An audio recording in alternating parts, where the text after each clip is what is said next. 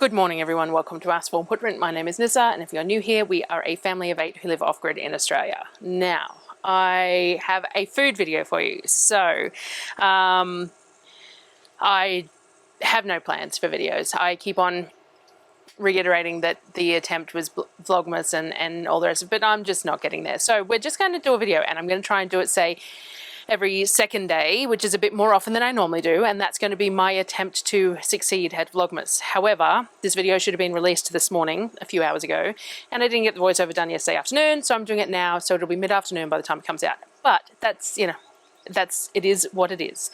So it's beneficial for me to do Vlogmas, as well as you guys get to see some other stuff that I don't always film, the crafts and cooking with the kids and stuff, which we haven't gotten too far into yet.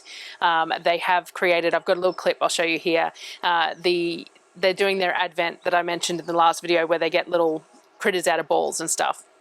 And one of the things they're getting is little tiny ducks. They're a lot smaller than I expected to be in the eggs, and you get 2 little ducks per thing. I sort of expected them to be like squishy ducks that filled each egg or something, but they're these little tiny hard plastic ducks, and you get 2 per egg. It's really lucky we don't have really small children anymore.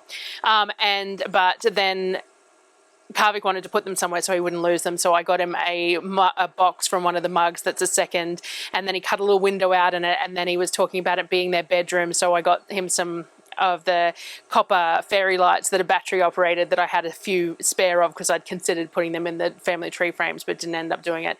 So he set up a little house for his ducks for their bedroom, and he turns the light off at night so they can sleep. And I think he said he's looking at getting the little mushrooms this time, so that the ducks can have mushrooms in their little house too. So that was very cute. So they're enjoying that. I do have to refill all the bowls with the newer stuff when I get a chance. We do have a curtain on our bedroom now, and the idea is that if I close the curtain, children are supposed to stay away while I'm doing whatever I need to do. It doesn't always work that way, but that's the theory. So yes, that was cute. We haven't done much else. We've been doing some pop-up cards and things like that. If they're finished, some of them, when I go back in, I'll film it and I'll show you these little Christmas pop-up cards. They're a Hattifant. She does a whole lot of paper crafting and stuff. It's seasonal. She does giant posters and all the rest of it. It's very cool. I'll try and remember to. She's got a Gumroad or an Etsy that you can buy stuff from, and I buy something just about every year. We got a Christmas tree that's made out of pussycats this year as well, so all that sort of thing. So they're doing some of those, and we've got lots planned. We just haven't got there.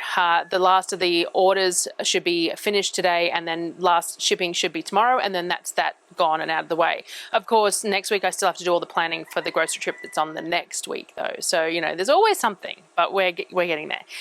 So this video is just a food video. Now, this is probably the last full-length voice-overed food video for this month, until I come back from the groceries, because I stopped filming in the last week, really, of what I've been cooking, because it's all just very much repetitive, because we still haven't figured it out. So we're like 6 weeks into an 8-week shopping period, and with the whole ketovore thing, food is hard.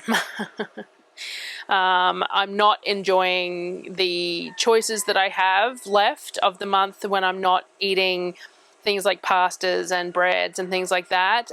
So we're still figuring it all out as we go. And so I'll need to do some heavy planning for the next shopping trip as well. So I'll have to share that with you as well. I think I'm going to put another bulk meat order in for delivery for next Friday. So I go shopping the Tuesday afterwards. But I can't get delivery the next Friday because I won't be here, because we have to pick it up in town, and we've only got one car.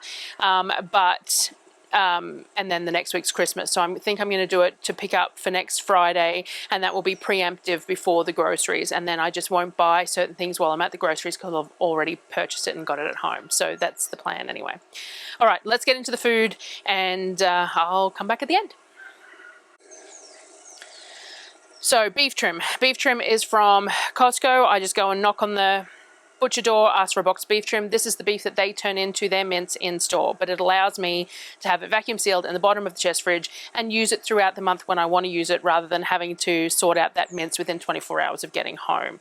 I use my Louvel to mince it, which I use all these things. I always say there's an affiliate link in the description if you're looking for a mincer because I really, really like it. It's great. It does about 1 kilo a minute, low power draw, has 2 speed settings, has a whole bunch of attachments, and the customer service was great. So I used my Louvel mincer and then minced it all up. Beef mince is got a lot of things you can do with it, and the idea is on a carnivore ketovore diet you use it for a fair few things, but I find it very much of a muchness. Like, you can make meatballs, you can make meatloaf, you can make meat patties, but they all taste very similar, especially when you're not using ingredients that you'd use if you weren't ketovore, like a really decadent barbecue glazed meatloaf is less feasible than if you were just eating it standard. Yes, of course, I can make sugar-free barbecue sauces and all the rest of it, but we've been trying really hard not to go too far into eating some of those alternatives as well, and sticking with sort of whole foods as well as much as possible.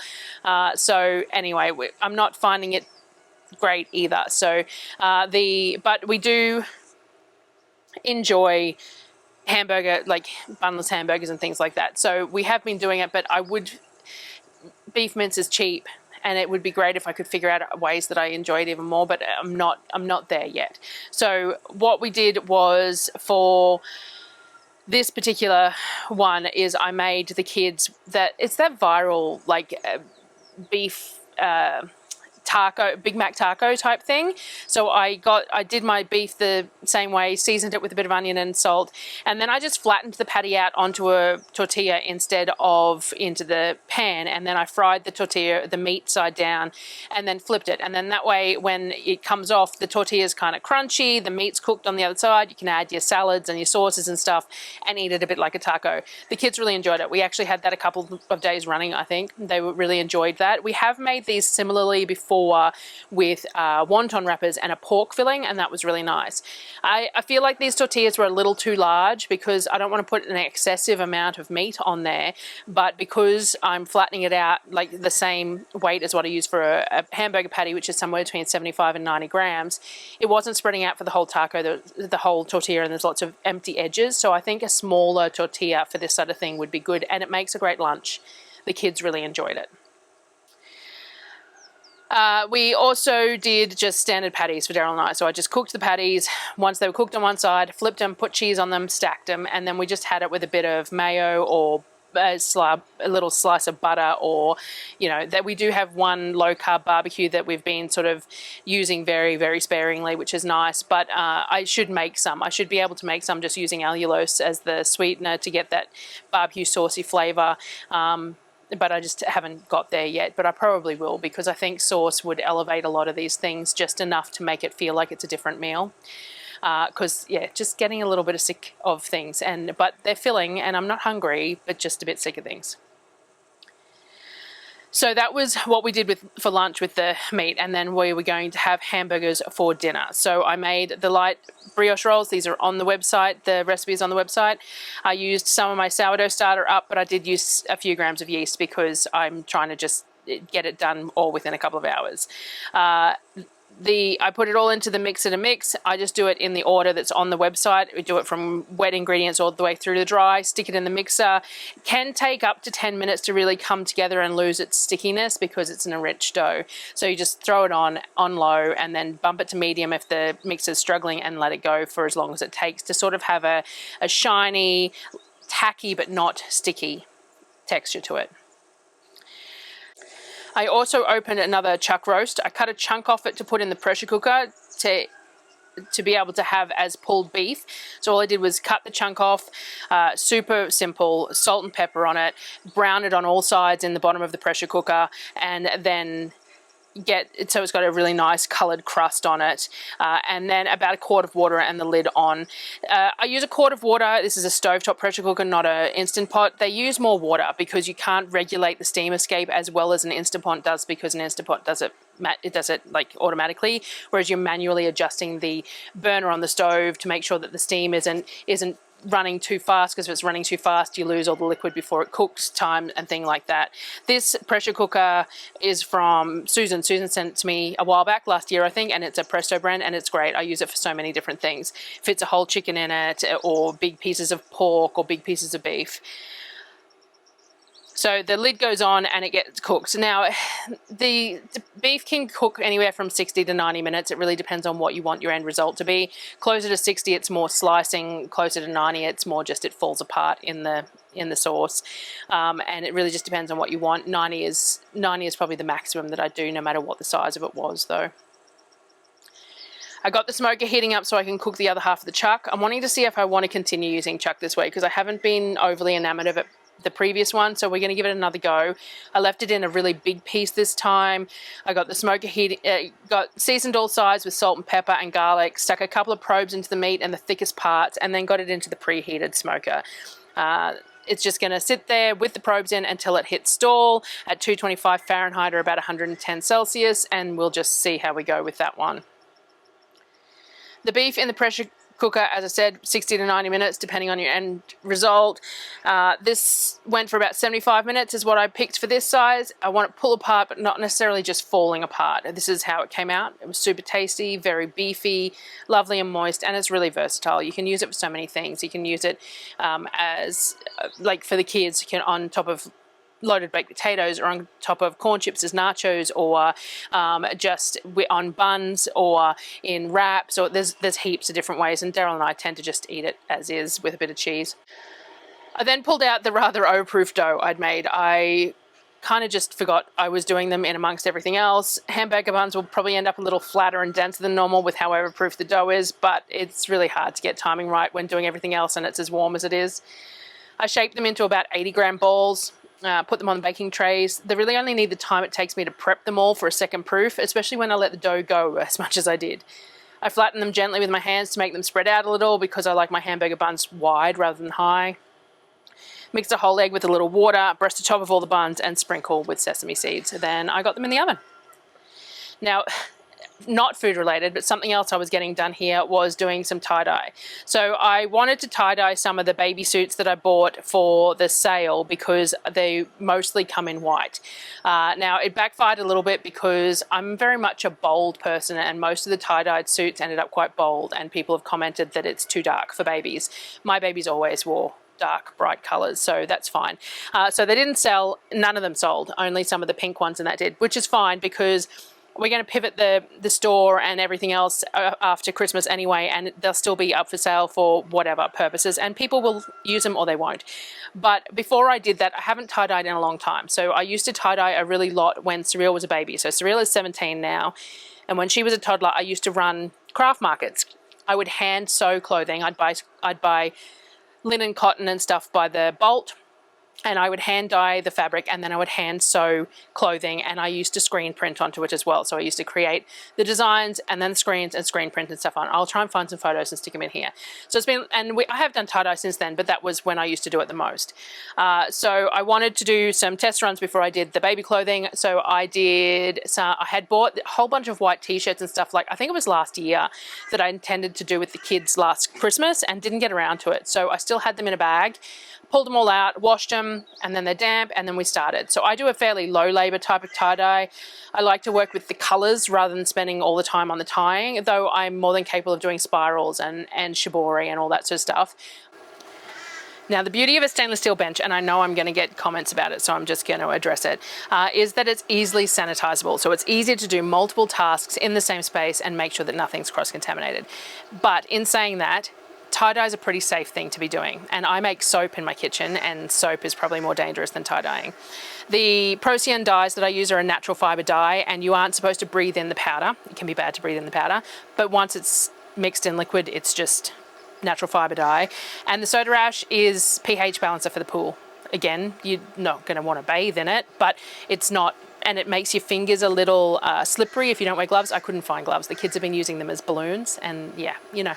And so I'm pretty happy with doing it where I am. Those plastic containers will become my dye containers, but that's not because of the issues with the chemicals, more just because they're going to end up funny colors.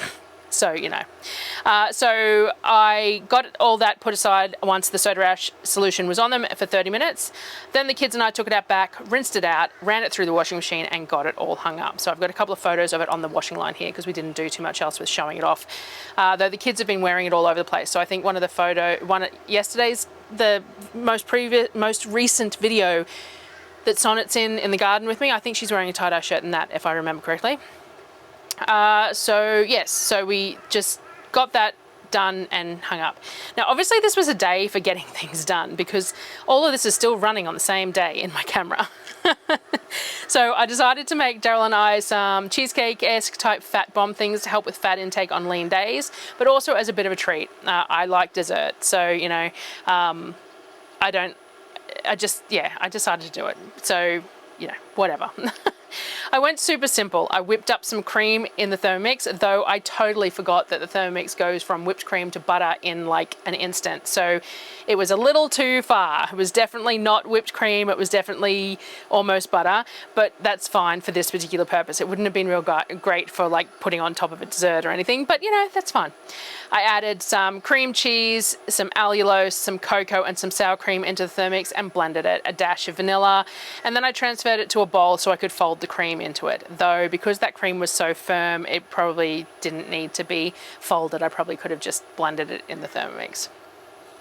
Once it was all folded in, I pulled out some silicone molds. These are like bar molds from Kmart and they're great. I actually think I should buy some more because I use them for freezing fruit purees and stuff too.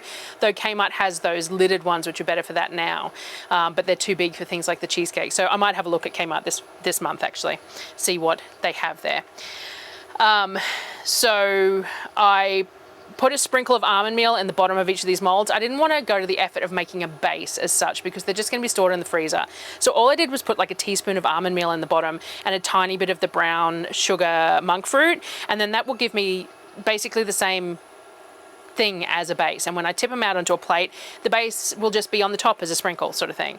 I put a few chocolate chips in there. I had bought, when I bought somewhere at one of the carnivore stores, they had some sugar-free chocolate chips and I grabbed a bag just to try. I actually bought myself a chocolate chip mold, a silicone mold. So I'm going to make those sometime in the next few days. So I will record that as well. Just for the crunch. Texture was more than anything. They're not particularly sweet. They're chocolatey, but the texture was what I was really going for.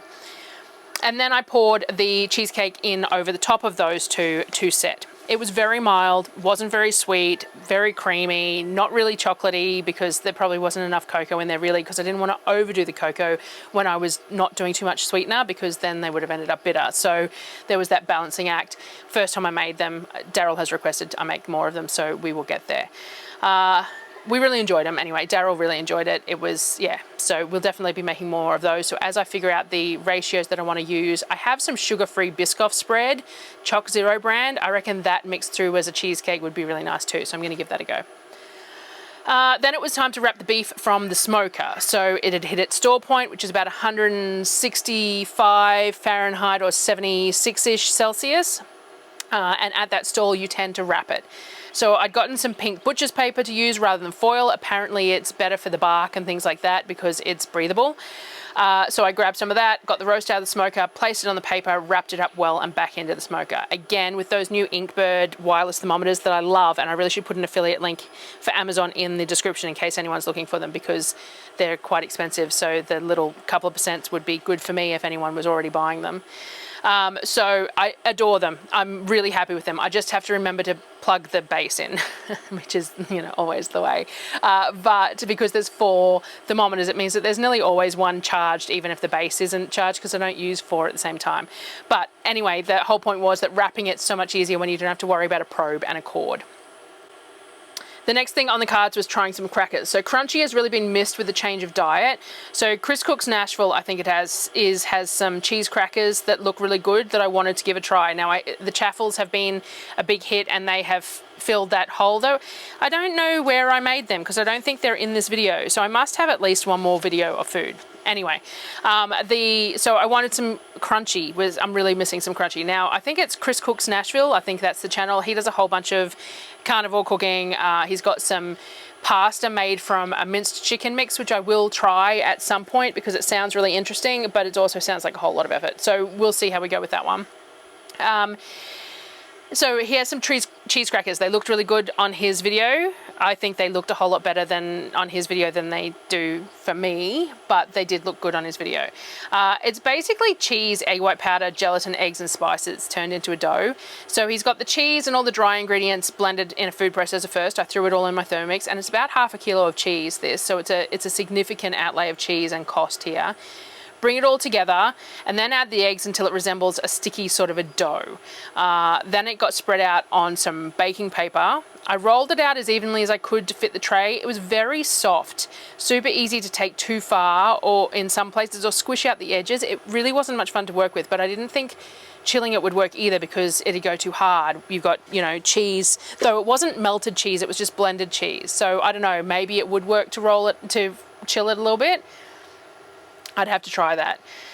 So I put it in the oven for the first 20 minutes or so, then pulled it out, scored it before putting it back in. I do have a cracker scorer, but I couldn't find it, so I just used a pizza roller. I also spread them out a bit so they'd cook more evenly, spreading between the two trays. Now, these were okay. The first day I couldn't really get them crunchy, even if once I cooled them on a rack or anything like that, they didn't work. The texture, it was just chewy. And it didn't really tickle me. So Darryl ate a whole bunch of them. I ate a few, but it was okay. The next day, however, I had put some away in a jar and they were still a little soft the next day. And I thought, well, maybe I should try warming them up a little bit again, like put them in the oven again, a bit like when you crisp up other things. And I thought maybe I'll put them on a rack while they're crisping up, so all the fat will drop to the bottom and maybe they'll crisp up better. That worked really well. Once they came out of that, they were hard crackers and they tasted a little bit like shapes, like, you know, your Arnott's shapes. I quite enjoyed them and I could see myself eating them with I make a really nice caramelized onion bacon cream cheese dip, which I think I could make low carb pretty easy. Not low carb because I want that caramelized onion in there, but close enough to be, you know, edible for a Christmas treat anyway. I think those crackers would go really well with that. But in saying that, chaffle strips would go really well with it too, and they're a whole lot easier. So we're still testing things out and trying them out. But the recipe was okay. It didn't turn out exactly how I expected from his video and everything like that, but my end result after the second bake the next day and everything, it was very tasty and we ate them all. So, but it was a lot of cheese. It's 500 grams of cheese and a block of cheese is like $9–10 a kilo. So you're talking like $5, $6, $7 worth of ingredients for a few handfuls of biscuits. It's not really that feasible. So I think that was about where I wrapped up on that particular day. So the next lot of footage I've got is the next day or the day after, and we were going to decide to try some egg white wraps. So there's an Egg Life brand in America that people rave about, and so there's some DIY versions out there. There's a few different varieties. One does with fresh egg whites, or some do with egg white powder with some varying differences in it. People say if you do the fresh egg whites, you get them thinner. The egg white powder ends up a little bit thicker. So I decided to use the egg whites initially. We're using our own chickens and we've got, you know, our own eggs from our own chickens and stuff. So we've got plenty of eggs. So it's basically just fresh egg whites and gelatin, pure, like with the stick mixer until it's emulsified a bit. It doesn't even emulsify completely, it just goes nice and frothy. And then you spread it out on a pan as thin as you can manage and you flip it. They were fiddly. I must say I much prefer working with dough than liquid batters like this, but that's probably just because that's what I'm used to. Dough is something I'm good at and I've spent a lot of time perfecting, so, you know. But they worked. You could spread it out a bit like a crepe batter, so like you'd spread it out and it would cook a skin on it, so then you could move the stuff that wasn't cooked to the edges and expand the circle and get it all cooked off. It was hard to get the temperature right in the cast iron. I didn't want them crispy because I wanted them flexible, but I wanted to spread thin and cook all the way through. Most people I see cooking them are using a non-stick griddle with much better control of temp, like electric ones. But we got there. And I was stacking them in the middle of the pile as they came off so that they'd steam and stay soft like a tortilla. They were super flexible. You could fold them all the way up. We had issues with a couple of them tearing very slightly, but that was probably just me trying to take them a little too thin. But in general, super flexible. They were very crepe-like. I think I'd like these as a sweet treat. Like with something filled or berries, or lay it as a cake even, maybe like a crepe cake or something, because they were very, very crepe-like. They were mostly tasteless. They worked to hold things in, but they were crepes. Like, I don't know. I've been very about a lot of these things. Yes, it holds foods. Yes, it doesn't taste eggy. Yes, it resembles a wrap or a tortilla. But really, I could just fry an egg over the meat and cheese and eat it with a fork, like, rather than the amount of effort to make something that isn't quite what it's supposed to be. But that's me. That's my preference here, not necessarily something that everyone relates to. So if if you need this kind of thing, then that works. But it does make it difficult. Like, I know a lot of these keto cooking channels and things like that, they make these things all the time, and that's partly how they have content to share all these different, trying out all these different things. And I'm not as keen on the replacement stuff. I'm more into just eating the whole foods rather than trying to make something to replace something else, if that makes sense. But anyway, now because I had egg yolks left from those wraps, I made some keto ice cream. Now, I'm not quite there on the carnivore ice cream with no sweetener or anything. I am going to try it after the next shopping trip when we have an abundance of cream again. But I made a keto chocolate version for this one. I basically made my standard ice cream base, but I used some allulose and brown monk fruit blend as the sweetener. So it's egg yolks and that little bit of sweetener and the cream and a bit of salt and a bit of vanilla, and then cocoa, and that's basically it. And then I cook it in the Thermomix as a custard. In the end, I turned the heat off and I sprinkled some gelatin on top while it was running. It worked really well. Normally with the chocolate ice cream, I would use grated chocolate in the ice cream, which helps with the texture, which is why I thought the gelatin might be a good thing. There was only 2 egg yolks in there because I only had that's all I used with the egg white wraps, but the gelatin I thought would help with the texture a little bit too. I split it into 3 creamy tubs, so each one ended up with about 300 grams of ice cream in each tub, and that's sort of 2 to 3 servings per tub, depending on how much else I'd eaten that day, what my carb counts were and all that sort of thing. So it worked quite well at that ratio, and the carbs weren't too bad. I'll try and remember to put the ratios in the description. Now, I did forget to take a video of it in the creamy, and I will do that next time. We will be making it again, so I will do it as a bit of a more involved. I might just do a Ninja Creamy video over the next week, make a bunch of different types of the ice creams that I make, and then I can show them being whizzed and stuff too, except I just have to do that during the day to get them recorded properly, but what a hardship. I'll have to eat ice cream during the day. So it was fantastic though with the gelatin. It ended up being almost an airy mousse. It was really nice. Darryl really enjoyed it, and he's not a huge ice cream fan. Now, as I said, normally with my chocolate ice cream, I use grated chocolate. So I did make the kids a batch of chocolate ice cream afterwards. I used the grated chocolate in first. I put just half a block of dark chocolate into the Thermomix and grate it with the Thermomix, and then I add all the normal ingredients. So the sugar, the egg yolks, they use coconut cream, salt, vanilla, throw it all in, and the cocoa, and then let it cook as a custard and pour it into the tubs. So the ratios I've got right for this now means that it gets 2 full deluxe creamy tubs out of that batch of custard, and that works really well. So they eat the chocolate ice cream in the little mini ice cream cones for desserts, and it gives them something as an alternative to the smoothie fruit-based stuff. It gives them an opportunity to have something that's a little more dessert-like, but they're happy to eat the smoothie-based, the fruit-based ones as well. Like, it's not like they're not, they love fruit. So I'm really excited to get some fruit this shopping trip. It's summer, it's Christmas, so there should be cherries and mangoes and some stone fruit and maybe some lychees and all that sort of stuff, so I'm very much looking forward to that too. I have started a whole bunch of basil too, because we did basil ice cream last year, and it was absolutely fantastic. I also have a whole bed of peppermint, so I'm going to pick a whole lot of peppermint, and I'm going to create my own peppermint syrup or peppermint infusion for some ice cream as well, because the kids' Sonnet's favorite is choc mint, so that way I can make mint ice cream with the little bits of chocolate in it, and she adores that. That's one of her favorites. So yeah, that was a few days of food, and I will see. Not going to say what's going to be next because I don't know.